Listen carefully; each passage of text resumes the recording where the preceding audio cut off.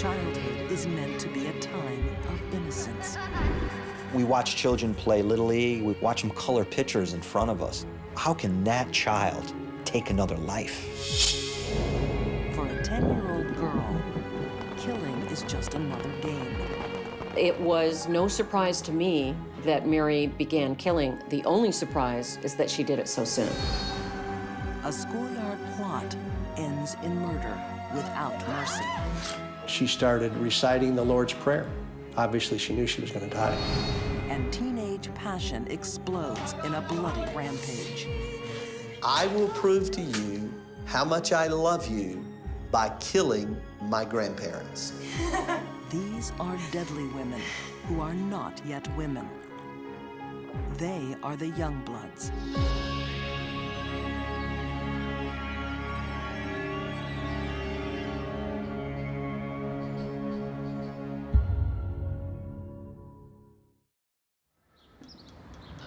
Northern England, late 1960s. The industrial city of Newcastle is about to lose its innocence. And one mother's life will be destroyed. My son Martin was 4.5. He was happy, bundle of fun, laughed all the time. June Richardson, remembering the son that went out to play and never came home.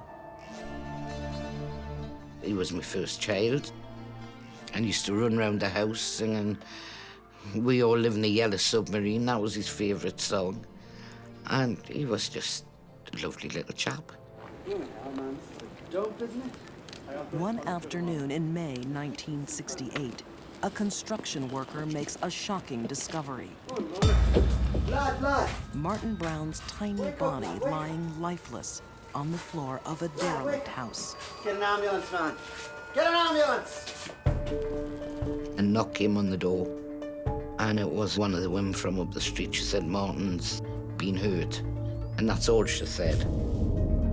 June races to the scene, confronting a mother's worst nightmare. And he was just white, lifeless. There was a bit of blood trickling down his face. I knew he was dead then. The autopsy shows no marks on the body or evidence of poisoning. His death is ruled accidental. Only one person knows this isn't true. An angel-faced girl, age 10. Mary Bell is Martin Brown's killer.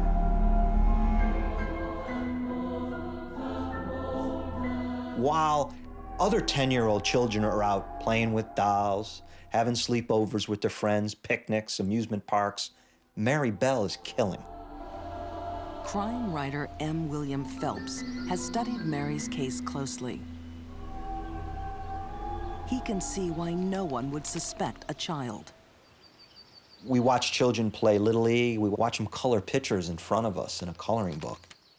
How can that child take another life? It's just unfathomable. Ex-FBI profiler Candace DeLong is also surprised. Normally, little girls just don't kill. Young female killers are very rare. We see it more in male killers who will focus on killing animals and grow up to kill people. But young girls can be much more dangerous. Young female killers, sometimes they kill animals, but generally they'll go for people a lot sooner than little boy killers will. When Martin Brown runs into Mary Bell on a sunny May afternoon, he has no reason to fear her. Martin thinks he's going to play a game.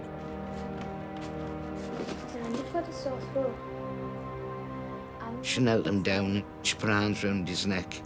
She told him she was trying to make his throat better. And she strangled him.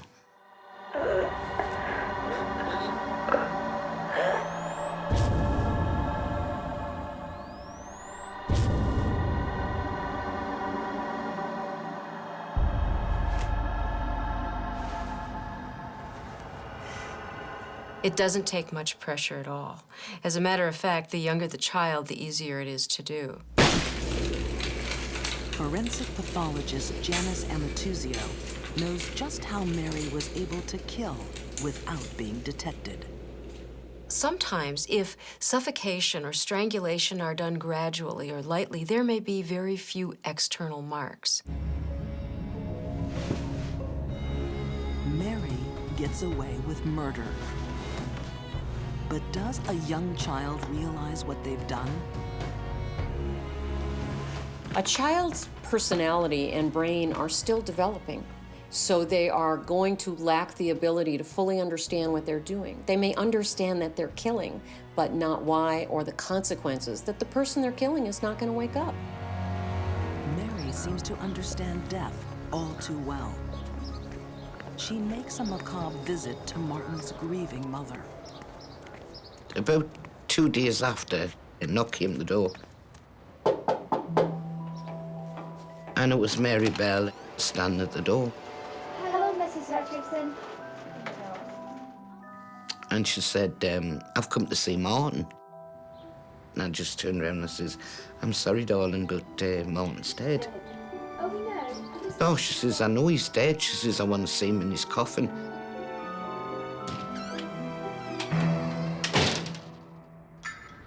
What turns a 10-year-old into a killer? Mary carries many more dark secrets than the death of Martin Brown. And she wants people to know. She tells kids in school, she even tells a family member, but no one seems to believe her. She wrote a diary where she actually drew the way Martin was lying in the house. And she put on, I killed Martin Brown, you'll never catch me. She also writes an eerie message. I murder so that I may come back. Mary will be back. Something is driving her to kill again. I believe that Mary knew that killing was wrong, but she chose to do it anyway. She's just kind of putting her toes in the water, if you will. She's just testing the water. She wants to kill. She's developed the instinct to kill. Mary Bell watched all the grief of my grief, and then she goes out a few months after and does it all over again.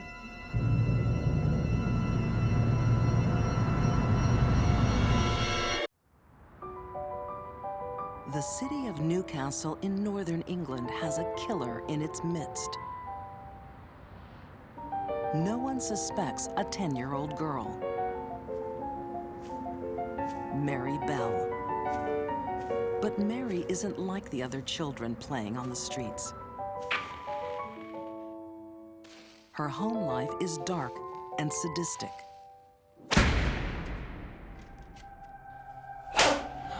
The mother was a well-known prostitute in the town.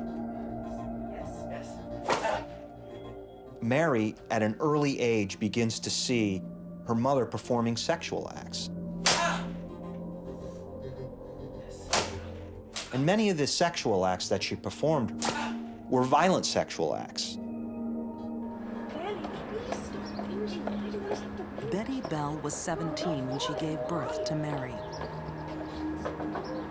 She made many attempts to abandon her child and even tried to poison her with pills.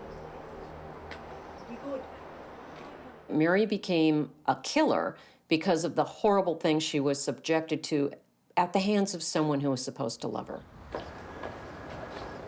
Mary's mother made her the killer that she became.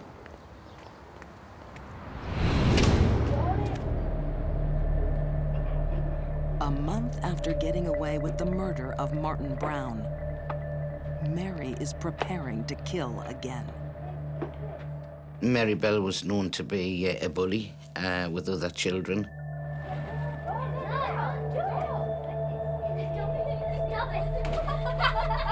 She was just the kind of kid she used to have to be top dog.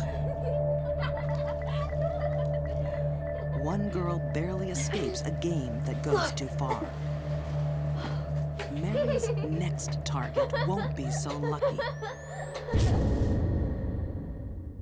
We just couldn't believe he was only 3. Blonde hair, blue eyes, beautiful little thing.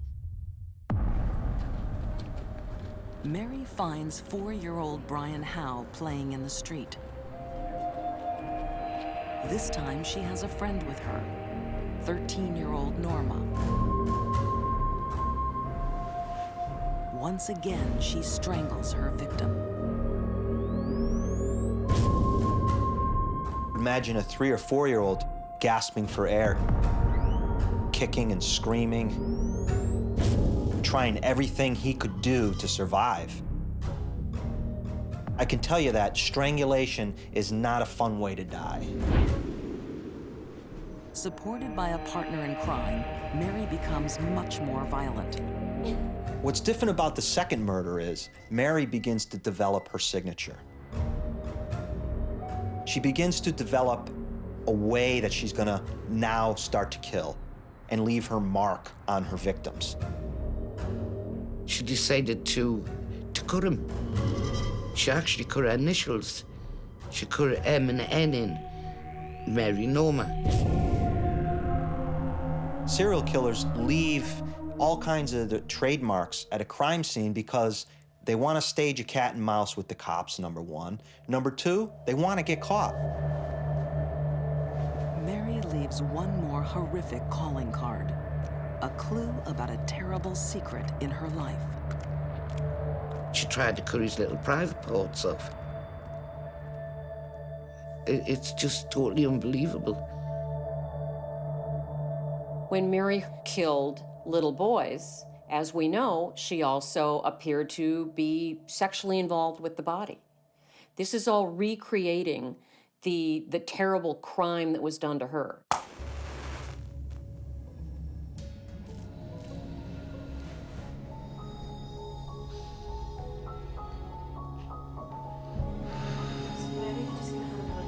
Mary's mother, Betty Bell, had done more than expose her young daughter to violent sexual acts. She looks lovely. She had involved her in them. In some cases, she was invited into it and made to perform sexual acts herself as a child, some very vile sexual acts. Come on. Sit down.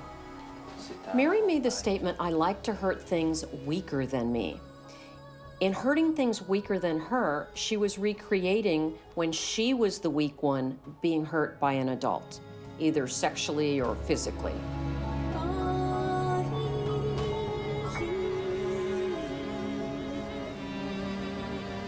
Mary's strange behavior is starting to be noticed. As Brian Howe's tiny coffin is carried out of his house, a policeman sees a familiar face. It's Mary Bell, smiling. The unthinkable is now becoming possible. Could this 10-year-old be the killer?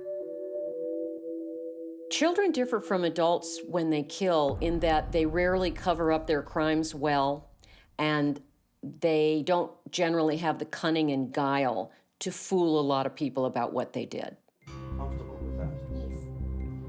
Mary's friend Norma admits the murder to police. Into the house.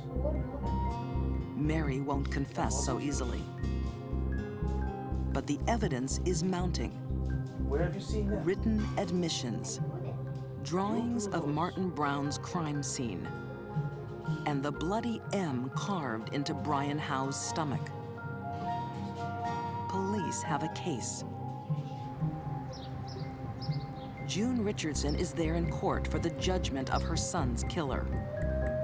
She just sat there and she smiled and danced and turned her head round asking for sweets. I just couldn't believe this person had destroyed my life, and she was laughing. Mary is sentenced to lifetime detention. But because of her age, the judge orders it to be reconsidered as she grows older. The court never hears the details of Mary's family life. All the things that Mary's mother did to her, trying to overdose her with tranquilizers, abandoning her, and then eventually involving her in sex acts with her clients, her prostitution clients, basically were the underpinnings of creating a monster. The only big question regarding this case is, why wasn't Mary's mother put in prison for the rest of her life?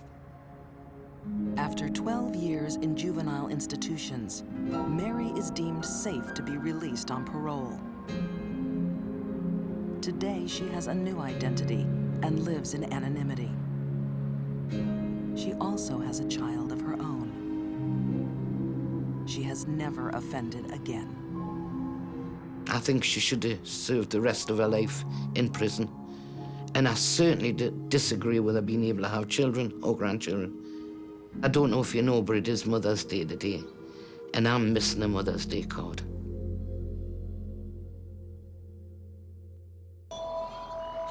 A young murderer doesn't start killing out of the blue.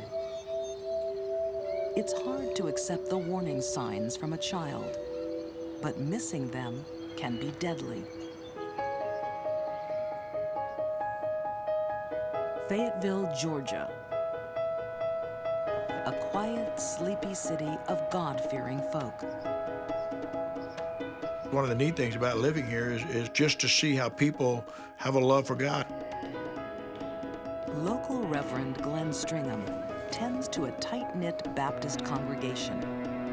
When something is amiss, he finds out fast. In August 2004, it came in a phone call from a concerned parishioner. She called me on the phone, Glenn, she says, I don't know what's going on, but something has to be happening at the Colliers. I've been trying to call them. I can't raise them. I'm not sure what happened, but something's going on. Carl and Sarah Collier are in their 70s. A kindly couple who rarely miss a Sunday in church. Both of them very outgoing, very helpful. If we were going somewhere, they were first on the scene. They didn't wait for somebody to ask them. They were first to help. Reverend Stringham's congregation are about to face a test of faith and forgiveness. The Colliers have been found brutally murdered in their home, stabbed over 20 times each.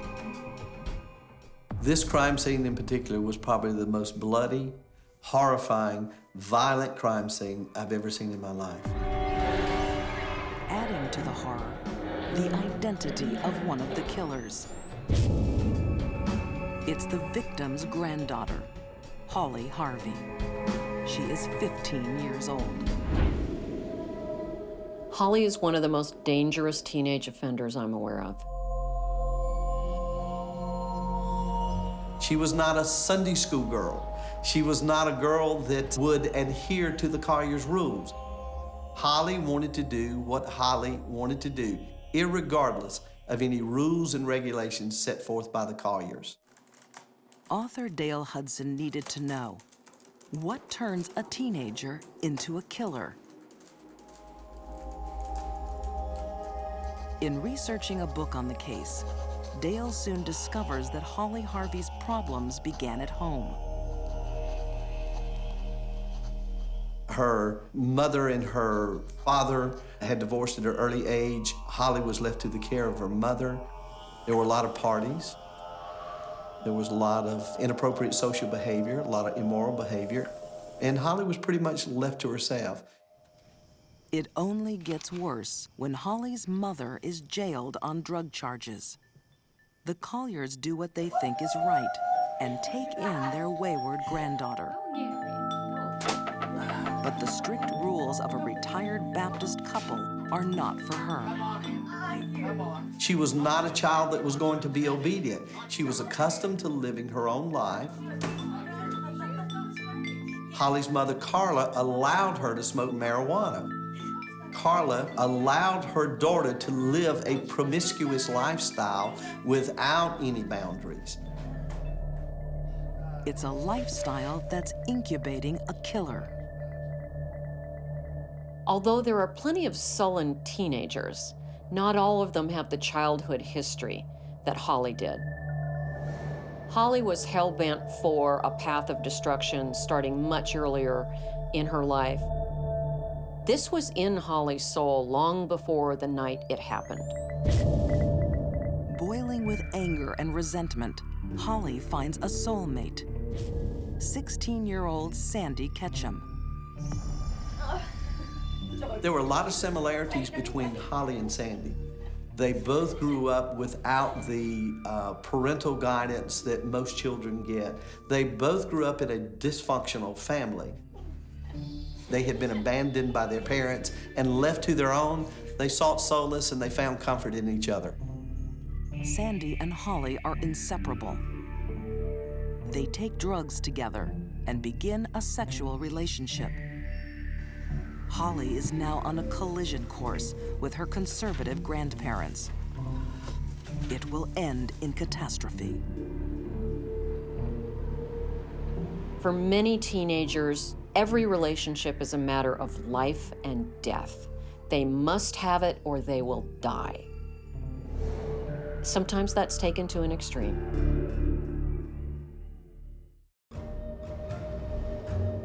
Age 77 and 73, Carl and Sarah Collier are at their wits' end.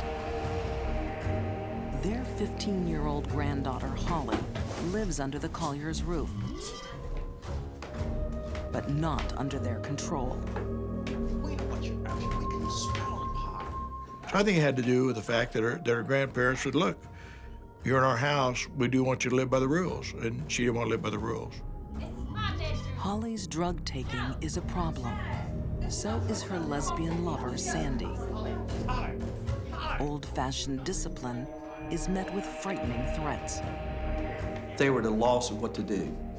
Even when Holly begins to threaten them and say that I'm going to kill you, they still could not imagine that their 14-year-old grandchild, the one that they had loved and nurtured, would be saying things like that to them. Most children, teenagers, do not say, I want to kill you or I will kill you. As hard as it is for a parent or a grandparent to listen to that, they must act on it for the benefit of the child and to save their own life. The Colliers can't accept the warning signs. They respond with a threat of their own, sending her to a children's home. Holly is cornered. Holly's first and immediate thought was, then I'll be separated from Sandy. I'll be separated from the person that I love the most. The most important part of her life is at risk. She was not going to let that relationship die. And anything that got in the way of that relationship, she was determined to get rid of, including the Colliers. A terrible urge is building inside this 15-year-old. She enlists her girlfriend, Sandy, in a shocking plot. I will prove to you how much I love you by killing my grandparents.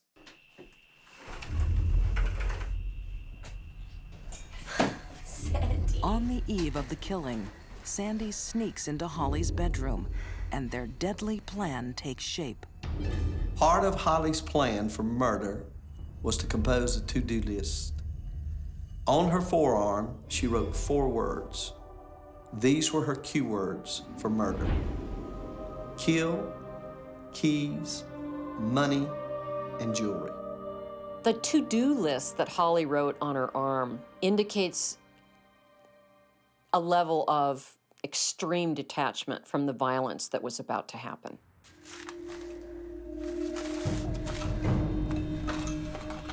Because Sandy was already there and already involved, Holly gave her a knife. Holly knows the smell of marijuana will lure her grandparents downstairs. She instructed Sandy to hide behind the bed. would be an ambush of two with a large butcher knife against a defenseless and an aged couple. As the Colliers investigate, Holly springs her trap, stabbing her grandmother in the back. What she doesn't count on is Carl Collier fighting back. Carl wrestled Holly to the bed and was able to subdue her. Carl Collier desperately fights for survival with his own granddaughter. Holly has a big, bloody knife. Carl Collier only has his hands for defense. She cuts the phone cord. Holly stabs him several times.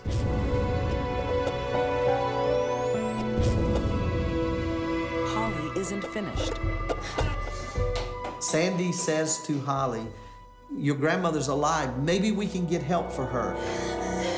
"No, she needs to die. The bitch will die." She begins to stab her repeatedly, over and over again, until she is assured that her grandmother is dead.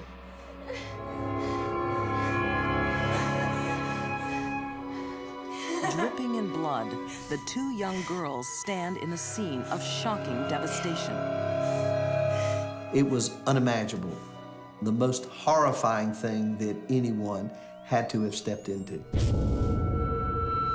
I think the fact that Holly chose to use a knife for the killings speaks of her disregard for life and her hatred and rage. That's a hands-on crime, which is hard to understand because these are people that were trying to help her. Holly didn't want anybody's help. Holly was angry. Sarah had 35 stab wounds, and Carl had 23. When I see that many wounds, I think about rage. That's many more wounds than you need to cause somebody's death. And it says to me that an individual was either on drugs, their mind was altered, or that they were incredibly angry. The image of these grandparents who took in this problem child, the image of them running from her, probably holding their hands up to stop the knife from going in their bodies, it's one of the worst things I can imagine. Holly and Sandy have checked off part 1 of their brutal to-do list. They quickly run through the next 3 items. Keys, money, jewelry. It seems organized, but young killers are still children. They rarely think beyond impetuous short-term goals. Their plan cost 2 lives, but soon they run out of ideas. Holly and Sandy's crime was a reflection of what was going on in their heads, which was pretty much nothing. It was poorly thought out, poorly planned, poorly executed. They drove over to the friend's house, reported to the friends the reason that they were bloody was that they'd been accosted by someone and had been attacked by someone. But later on, they confessed in a very giggly manner that they had actually killed Holly's grandparents. The friends are horrified.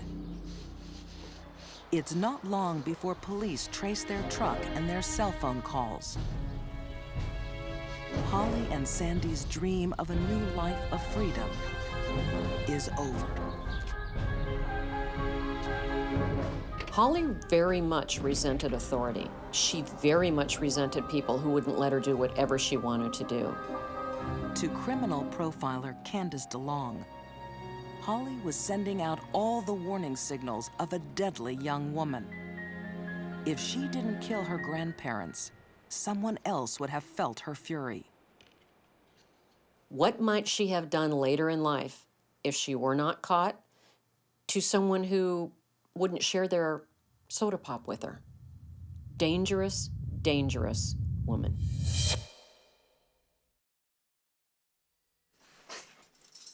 Broken and remorseful, Sandy Ketchum is jailed for life. Defiant to the very end, Holly Harvey now serves 2 life sentences. The very thing that she fought against, she is now going to be subjected to for the rest of her life. She has someone telling her when to get up, when to go to bed. She has rules that she has to follow.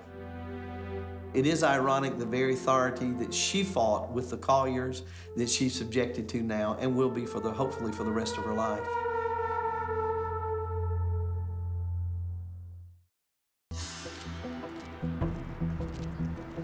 Teenage killers rarely act on their own. The same forces that drive them to dress alike can make them kill. Peer pressure can be a very big factor in a group of people. Oftentimes, kids or adults will do things in a group that they would never do individually. Peer pressure exploded into bloodshed in Gary, Indiana, in the mid-1980s. Well, Ruth Pelkey, we called her Nana. It was the affectionate name that the family had for her. She took a real special love for each one of us grandkids, and we were all special to her. And she treated us all very fair and equal. Bill Pelkey remembers the kind warmth of his grandmother, Ruth. Her real love, her real passion was telling Bible stories to young kids. We cut out pictures of Bible characters and she put them up on this a board and tell the stories. Neighborhood children gather in Mrs. Pelkey's home for her lessons. It's what she loved to do. And so at the age of 78 years old, it was one more chance for her to share her faith with young people. Not all her students have such good intentions. In reaching out to help, Mrs. Pelkey has made herself a target.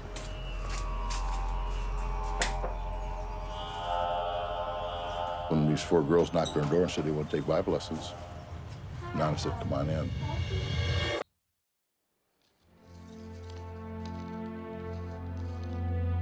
I've been in this business for almost 35 years as a prosecutor, a judge, and a defense lawyer now. And I've never seen a crime like this where young girls committed such a senseless, heinous act. Indiana prosecutor Jack Crawford is marked forever by Ruth Pelkey's killing. Ruth Pelkey was probably one of the nicest persons anyone would ever want to meet. That girls, teenage girls, could decide on a school afternoon to go and murder someone is completely shocking, and it's a case that has never left me, and I'll never forget. Ruth Pelkey's fate is being shaped by a small gang of teenage girls. Karen Quarters, Denise Thomas, and April Beverly are all classmates. Their leader is 15-year-old Paula Cooper. Paula Cooper is yet another young killer who came from a horrible, horrible background. Paula's short life so far is a horror story of drugs and violence. Father was very abusive. He would do things like, beat her with an electrical cord.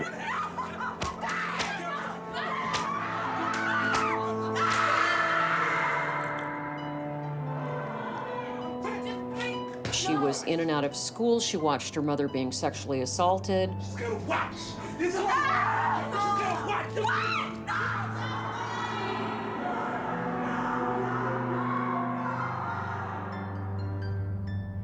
All of these things led to a very, very disturbed young woman. And I think that Paula learned one thing well by the age of 15, that was how to hate. Paula Cooper's hate is about to erupt.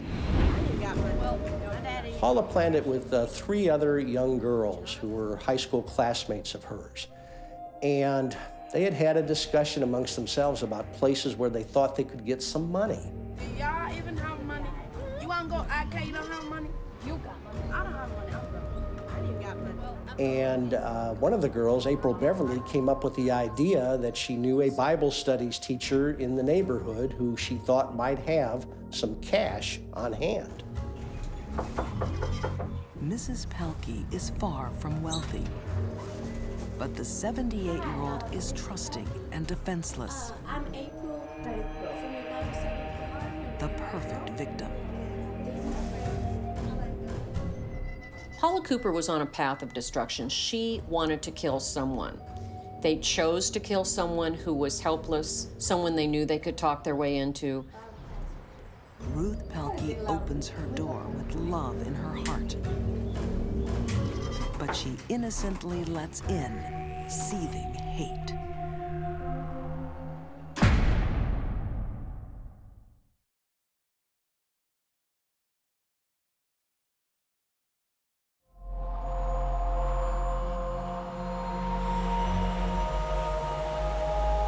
I got a phone call from my brother-in-law. Just had gotten off work, and he told me that Nana had died. Bill Pelkey's Nana is 78-year-old Ruth Pelkey, a gentle grandmother living in a decaying blue-collar town. Her family had encouraged her to move out because it was a changing neighborhood. But she was so committed to the young people there, she wanted to stay and offer her Bible studies classes to the teenagers in that area, which she did, of course, for free. In 1985, 4 girls knock on Mrs. Pelkey's door, asking about Bible school. She already knows April Beverly from previous classes. The girls are welcomed in.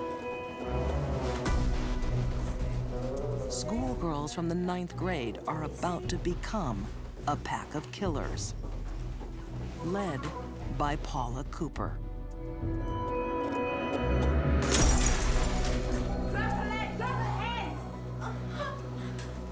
Paula grabbed a vase and hit Mrs. Pelkey over the head, knocking her to the floor. Paula had brought with her from April's house a 12-inch butcher knife. Paula jumped on her and started demanding to know where the money was. In fact, the quote was, "Where's the money, bitch?" Where's your money? Where's the money? Where's your money? The pack mentality has taken over. The ringleader becomes empowered by the fact that she or he has followers. The mere fact that they're there encourages the ringleader to do bigger, bolder things than they normally would. Mrs. Pelkey pleads that she doesn't have any money. Paula responds with torture. Paula started cutting Mrs. Pelkey with the butcher knife. She was cutting her back and forth across her chest. Paula stabbed Mrs. Pelkey in the chest. The evidence was that at some point she started reciting the Lord's Prayer. Obviously, she knew she was going to die.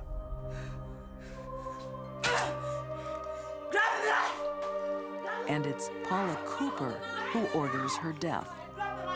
Paula told Karen to push the knife through Mrs. Pelkey's body, which she did. And in fact, the knife made an indentation in the floor. It was a horrendous murder.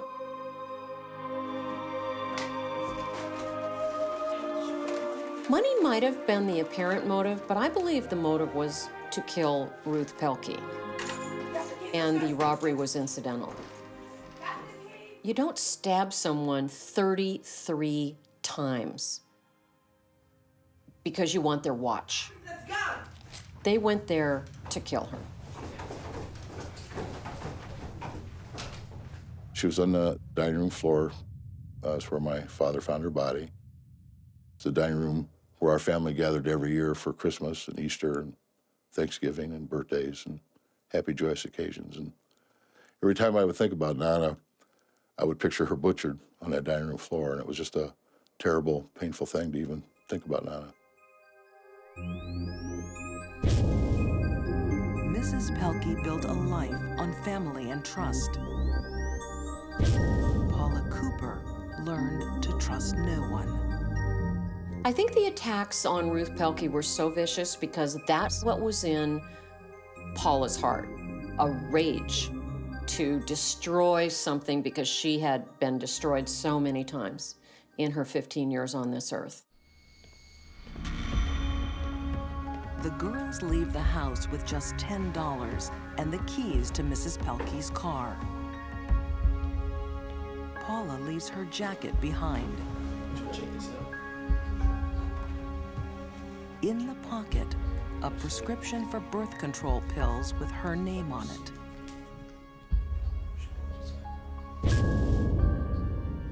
Young killers are rarely hard to catch. Most young people think they're not going to get caught at anything.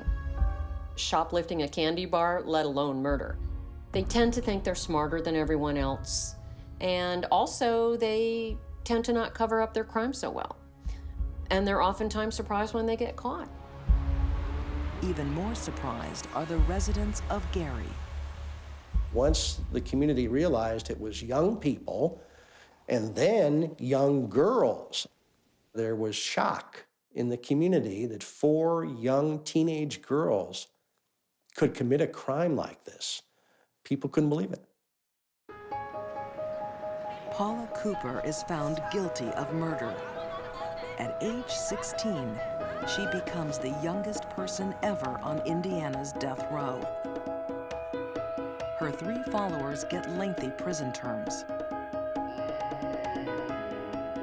Bill Pelkey felt justice had been done for his grandmother. I originally supported the death sentence for Paula Cooper. But after much soul-searching, he finds forgiveness. While Ruth Pelkey's life was taken without mercy, Bill Pelkey campaigns to save her killer. And I knew I no longer wanted her to die, and I wanted to do whatever I could do to try to help her. And I learned the most important lesson of my life, the healing power of forgiveness. Because when my heart was touched with compassion, forgiveness took place. And it brought a tremendous healing. After intervention from the Pope and a petition of 2 million signatures, Paula's sentence is commuted to life. Paula Cooper was exactly the kind of child Ruth Pelkey was trying to help. Sparing her life would be Ruth's final gift. My grandmother did a lot of praying, and she had a special love for young people. So people like Paula Cooper that my grandmother really had a concern for, I'm convinced she would have forgave Paula Cooper.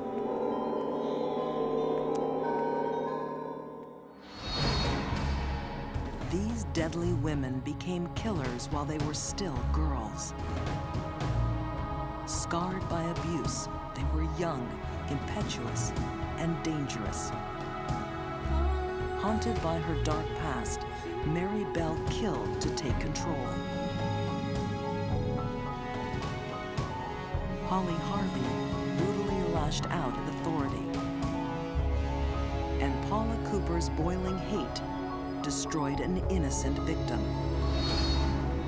Young girls act on impulse. They don't consider the consequences. And often, they're beyond suspicion.